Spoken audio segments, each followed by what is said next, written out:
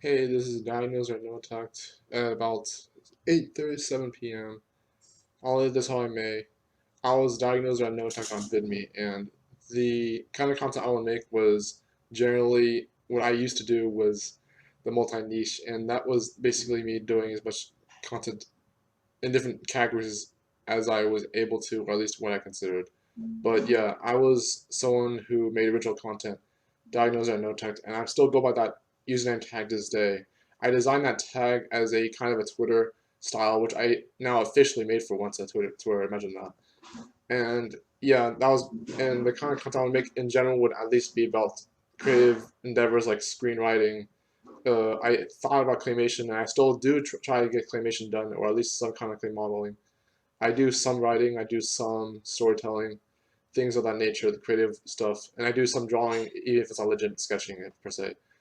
But yeah, my experience with VidMe was that I was very proud of how I was able to create content for the best case scenarios. What I mean by that is that I didn't have to compromise the idea of it shutting down because I didn't have much else to do. I could move on. I was able to go to YouTube. I was able to go on to other platforms like Twitter and engage with my friends there.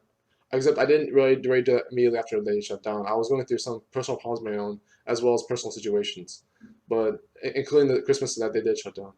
But yeah, nonetheless, I was during the whole experience in particular, I was very pleased to have gained at least 30 to 40 followers there. And even without that kind of a somewhat of a shallow impression, I had a splendid time. I was able to be a very, very insightful and contributive commentator on the platform. I was able to converse with so many different people, so many different ways of thinking from the minds and beautiful people and well, in their personality wise, but the kinds of people I'll talk to were even more so as engaging as me. But I was the kind of person that would spend at least 7 months commenting, and then the other 5 months actually making content. But that was technically a strategy that I didn't take too seriously, but at the same time, it worked out really well. And again, under the best case scenarios, I was able to have a really fun time. And even when I should have been doing other things and taking those things seriously, I at least made the most out of what I did. And I do have a tendency to do everything for a reason because that's just how I think. That's my mentality. But I mean, in spite of what you may or may not know about me, I was diagnosed with no tech. You can just call me no tech by the username, or even Tony for that matter. But yeah, that's my experience, and I'll show you the 10-second clip in a second here. Thank you. Bye. Organic full brain Raitling is fascinated by her goals to provide everyone the truth and feelings behind their intimidating world under the feeling brand of the diagnoser.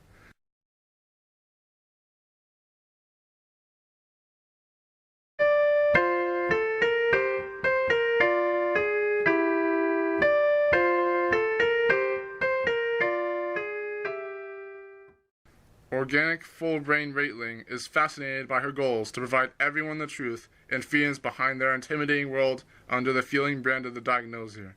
As she, however, is caught in her endeavors mid-run and spun out of the question, another mysteriously insightful soul deemed no-tech must take matters into its own pods, even if it means standing up to the main character of the story.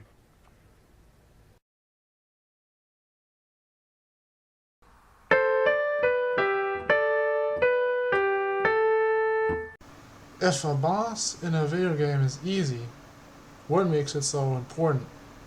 Greetings from all Crosswind. In this video, we're going to talk about why Kale Demos is the best Zelda boss. What Kale Demos does that is better than other bosses is very significant for me personally. Even though Kale Demos is an easy boss, we have to give credit to how he is a rather sensational boss. When I say sensational, I am talking about the overall feel of the boss itself. Every single movement feels good. Every single analog slide across back and forth feels good. When you are fighting Kale for the first time, you may even notice this from just even using the boomerang and the magic leaf. Everything feels good from how you are moving around the items, pushing buttons, and injecting the idea that you can actually leave this boss with a sensation that doesn't even rival the idea of it being hard or easy. The boss room itself looks amazing because the color scheme is just what fits for a plant boss in the general space of and Zelda game. Instead of pots, you have grass to cut for hearts. You have the roots grounding around the entire room of the boss, and you have Kale rooted himself into the upper ceiling, which goes down into the middle with his big bulby body in appearance as a very threatening boss indeed. But my favorite reason for why Kale demos is so interesting is coming down to the idea of disgust. When things are unfair, we think about things that we have to do, things that we can't do, and so forth. Most bosses in most franchises in video game history, or at least the ones in the Zelda franchise, require you to use some kind of similar pattern or way to fight those bosses. Said pattern is even inquiring the idea of your weapons being limited to each boss.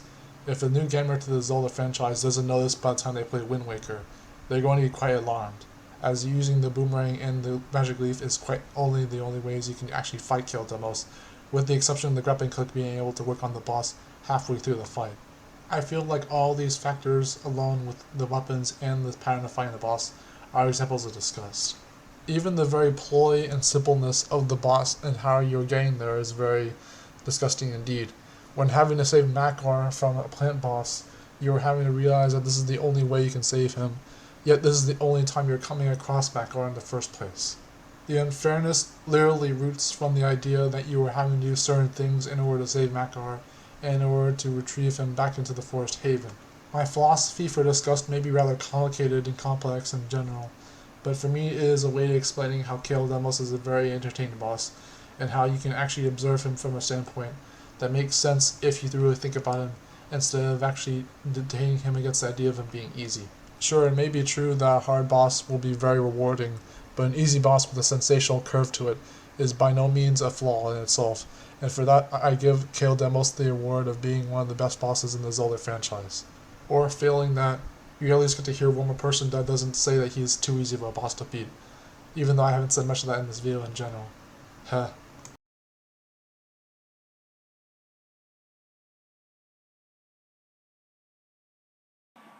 This is Banuru from the Legend of Zelda Ocarina of Time, and he is one of the most recent things I made other than the Ocarina itself for the Link's Awakening link. Claymation link from Link's Awakening, which I tried to reuse in the recent claymation attempt for Ocarina of Time. This character is parts of, as with one or two other pops, he's parts of other pops that were recycled, like the recycled clear over there.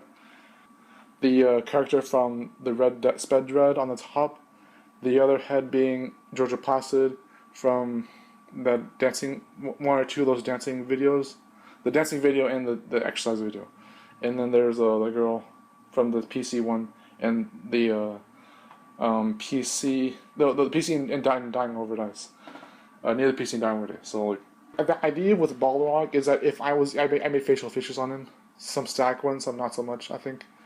And the thing with Balrog is that if I was going to animate him like the turkey, I can show the turkey in just a second. With the turkey, which was more of a Thanksgiving celebration thing, kind of a thing.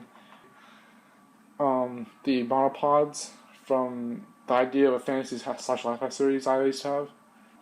This was a newer one, and it's got more swirliness to it, and bounciness, I guess you could say. I think those are called. These are either called capoids or the other ones are called capoids. These are monopods, but these are capoids, I believe. Or those are capoids, and this should be monopod. I'm not sure. This is, of course, a rendition of Crab. That's also improvised. Crab the Clockwork from Good Evil, or Good Evil Chronicles. This is the bolster from Bolster and Skewer. I didn't make Skewer because he's an origami-based kind of thing. Kind of reserved for them, not as much. I could make Skewer claymation-wise, but just this is Bolster, the robot, bionic robot, and he's not with considering the channel stems that make up his arms. You don't want to actually work at animating him, even though I had an idea to animate him through a caveman times the kind of animation from a caveman kind of character. Also, it was like my second time trying to make Georgia Placid in my rendition, artist-wise. This water figure, this way you could call it a water humanoid. This is the Soldier of the Stones character. We have Peanut SCP-173, and I redid his arms and legs to make him look better.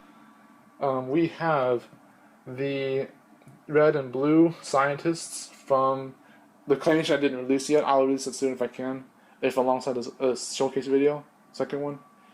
They had the cotton wigs. The red one has green eyes, I believe. The blue guy has yellow eyes, and they had a bunch of detail animation. I will show you that if I can in the animation, but like these were the wigs that they had. Sunflower, and he or she has the bow tie because of the date topic from the 100 frames contest from John Dennis Haas. He does that twice a year.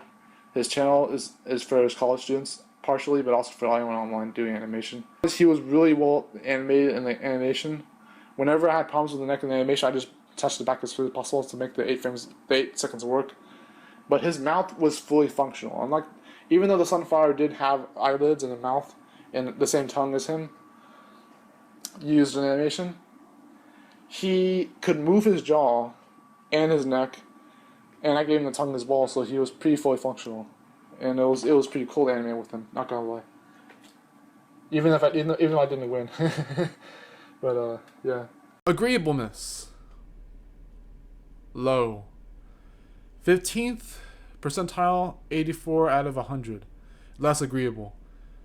So we've got the two aspects from that below. Compassion, typical or average. The 48th percentile, 48 out of 100. So more compassionate. Politeness on the other aspect, exceptionally low. 3rd percentile, 96 out of 100. Less polite. We got the next one out of 5. Conscientious. Drumroll, please. Sorry, I didn't make this less emotional. Exceptionally low. If you dwell, 3rd percentile. I didn't say die. percentile for each one, by the way, but 96 out of 100. Less polite, therefore. 3rd item. Okay. Is it 3rd item? No, it's a. Now it's finally the 3rd item. I'm sorry. Yeah. Wait, where am I? Can I do this all over again? Okay, now I won't edit this. I'm good. I'm already that distracted. You're gonna understand that in a second. But like, conscientious, exceptionally low, 0th percentile. I have not suffered the most that I still. 99 out of 100. Less conscientious. Industriousness, exceptionally low, 0th percentile. 99 out of 100 again. Therefore, and yet again, less industriousness. Well, just less. Yeah, industrious. Orderliness, exceptionally low, 1st. 98 out of 100. Less orderly in that sense. So, kind of really close to that. I shouldn't say too much, but yeah. 3rd item of 5. Extroversion, typical or average. 40th percentile, 40 out of 100. More extroverted, therefore. The aspects, enthusiasm, low. 13th percentile, 86 out of 100. Less enthusiastic. Assertiveness, moderately high. 73rd, so 73 out of 100, therefore, and also therefore more assertive.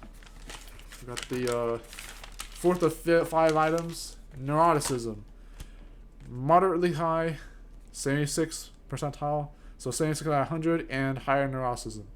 Withdrawal,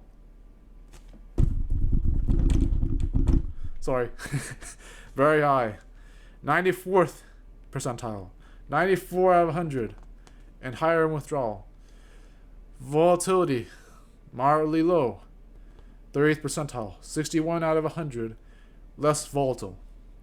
Finally, the last item of 5, openness to experience, and this is gonna have another aspect that sounds similar, but it's related to creativity. So I can tell you'll know what it is. So yeah, openness to experience, typical or average, 53rd percentile, yeah, 53 out of 100, and yeah. So yeah, hard to an openness to experience basically. Intellect, so aspect of 1 or 2, intellect, typical or average. 47th percentile, 47 out of 100, higher in intellect. So I wrote down. You could, if you see it. Openness aspect. Typical or average, 57th percentile, 57 out of 100. Higher in creative openness, not or just that. That's what I wrote down. An exclamation point out below that. So, yeah, and yeah, that's my big 5 aspects test for personality test from Jordan Peterson's stuff works thing personality test. The title was just well, on this was understand myself, and then that's for quick anyone who can scan that with some spy tool, whatever. Now you got my other shit on there. Good for you then. And yeah, if you took this test yourself, you would really enjoy it. It's just $10, $9.95. Just pay for it and do it. Like you don't have to be anywhere remotely high in life to even regard it being good for you. It's just fit for you. Just do the test, and you'll enjoy it as much as I did, because I sure as heck enjoyed seeing those percentiles go up and down. And honestly, doing the test for 100 questions, like the only other a little more judgmental thing I'll say, which will make me really good with the ladies at some point maybe, but to not be that judgmental, I guess, like being extremely non-judgmental, even if I'm still chaotic. But that's the last thing I'll say. It's judgmental of that. But the only judgmental thing I'll say right now is that when I was doing the 100 questions, I remember very specifically certain questions I did. So maybe not photographic memory, but certain questions I did that could have related to some of these results. So it's 100 short questions. I thought it was gonna be longer or shorter depending on 15 minutes or whatever, but it wasn't too much like that. What I noticed is that I did pick some neutral answers, some high or low. You can only take this test once, so make sure you're honest, not hungry, not tired, not anxious, not lonely. Lonely's not a big deal at that point, but maybe, because that's like actually a halt for nofap and seeing retention if I even get to that point again in these other videos. And also, just make sure you're in check and you'll do fine. And I love you guys. Stay still, everyone, because Salvation's on the move. Take care, everyone. Bye.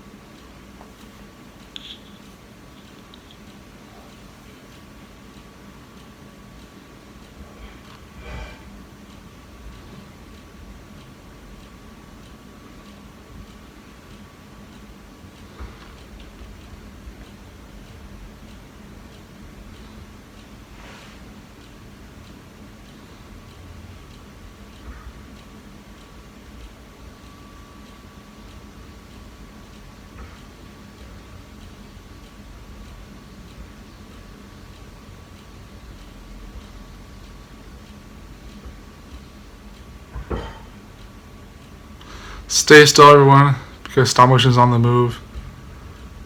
Stay safe in the pandemic as well, and I hope you have a really good day.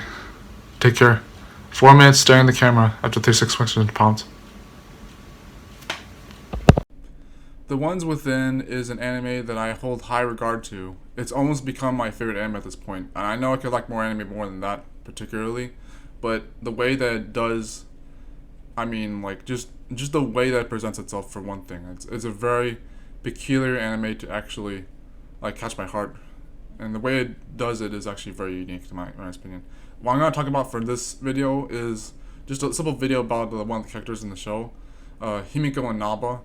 I'm just gonna do a bit of introspective for a minute or two, and that's all I'm gonna say for now. But yeah, so Himiko, she's one of the best examples of a character not only done well aesthetically, like pleasing, maybe not just the way that her art style is, but even her character in particular.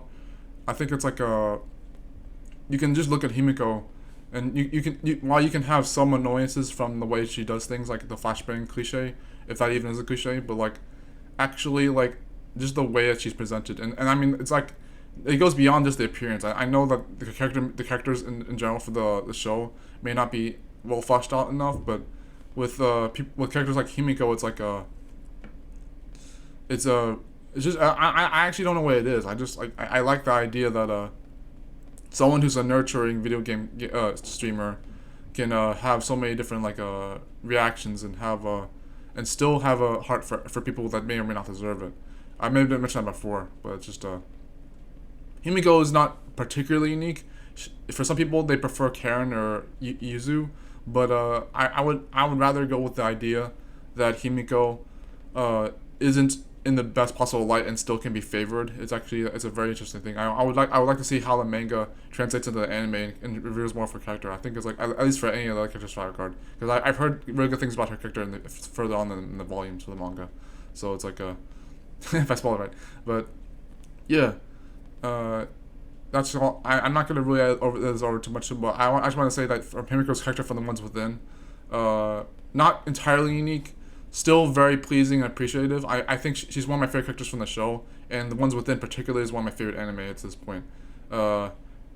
It's a very aesthetically pleasing character, going beyond the appearance and also including some of the character and story, but also being the way that the art style represents her and the way that her actual reactions and character qualities are representing her in the show. So that's all I got for you now, guys. Stay still, everyone, because someone's on the move. I'll take care, guys. That's not a mortgage. It didn't even. You only said mortgage because when you came to that conclusion, you're like, it's a mortgage. Oh, then I would know it's a fucking. How dare you say it's a mortgage the last second, you piece of shit. Because then I would already know. Describing what you know from the questions, that's not what I was mad when I got this right, because it was just the stupidest answer. It was like, why would that be the answer? I did that. I wasn't even cheating, giggling. I was just like, I wonder if this would be fucking right, because I know that this has been played in my head like for like 5+ questions in a row. It was like, why the fuck is this right? Why is that not right? And then if it's not this one, you son. Okay, I'm taking the L. But you do like this Magic the Gathering style lopsy do, and I won't fuck around with this one, because I actually it probably is just you're not gonna tell me which one he's getting it from. Damn it, man. You're not gonna even tell me which one he's getting it from. How am I gonna learn from that? You're not gonna tell me which one he's getting it from, because you know that's gonna be one or the other. It's not just combined for nothing. It's like it's just 50-50 and nothing else of 50-50. Which might make sense in some way, but I don't know. But you can't even explain to me why I got it wrong. Shame on you. Lifelong guidelines. Trustworthiness. To act in a manner that makes one worthy of trust and confidence. Truthfulness. To be honest about things and feelings with oneself and others. Active listening. To listen with the intention of understanding what the speaker intends to communicate. No put-downs. To never use words, actions, and/or body language that degrade, humiliate, or dishonor others. Personal best. To do one's best given the circumstances and available resources.